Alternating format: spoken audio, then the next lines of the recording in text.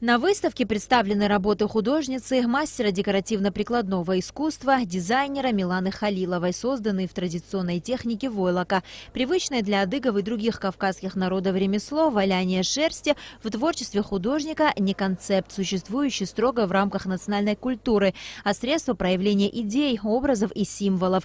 Войлок в данном случае это не более чем холст, говорит художник. Была интересная идея сочетание трех разных материалов – шерсть, рогоз и скульптура. Здесь мы представили и традиционные работы, и уже современные, и получилось удачно. Художник, мастер декоративно-прикладного искусства Руслан Мазло с 2012 года создает традиционные адыгские узорные циновки из рогоза, возрождая и сохраняя все старинные традиции. Я работаю в разных направлениях. Что касается тех работ, которые я здесь представил, это чисто классические циновки, которые у нас раньше наши предки делали, и более современные работы, которые больше относятся к искусству.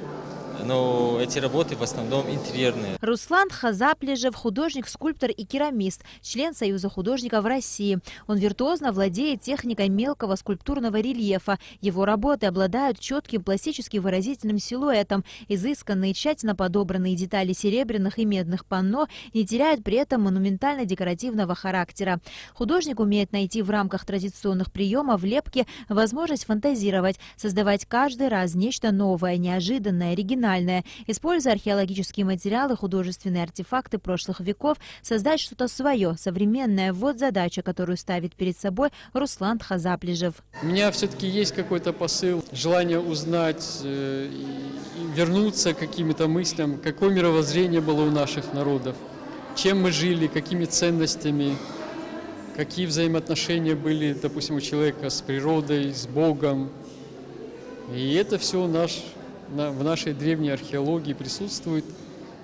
Мне кажется, мы излишне мало уделяем этому внимания. Вот какой-то посыл у меня такой был.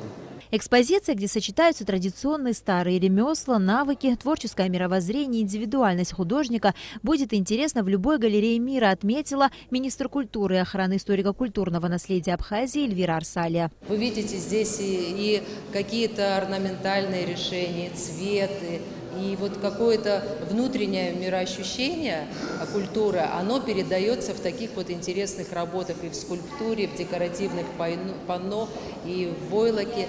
Искусство бессмертно. Именно поэтому название выставки работ художников из Кабардино-Балкарии «Сквозь время» полностью себя оправдывает.